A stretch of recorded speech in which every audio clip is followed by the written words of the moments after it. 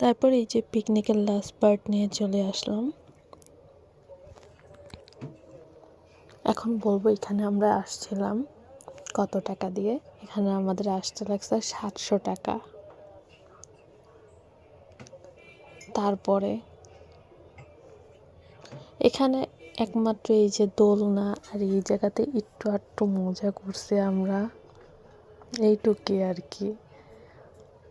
আর এমনিতে সত্যি কথা বলতে প্লিজ দয়া করে কেউ ওই জায়গায় ঘুরতে যাবেন না, কারণ জায়গাটাতে ঘোরার মতন কিছুই নাই। কেমন জানি 700 টাকার একটা লস প্রজেক্ট। আর কি বলবো, আমরা সারাটাক্ষণ যতক্ষণ ছিলাম ওইখানে এটাই চিন্তা করতেছিলাম এই 700 টাকা দিয়ে কত কি করা যায়, কিন্তু সেখানে আমরা এখানে এই কাজ করে এমনি করে নষ্ট করলাম। শুধুমাত্র মজাটা হয়েছে বাসেই, আর কি বলবো।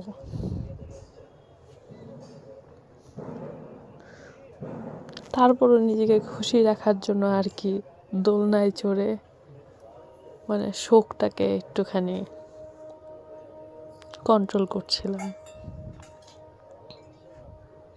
এই আর কি। তারপর আমি কষ্টের চোটে পাগল হয়ে যায় বাচ্চাদের মতন কর্মকাণ্ড করছিলাম আর কি। আর কি বলবো আমি এখানে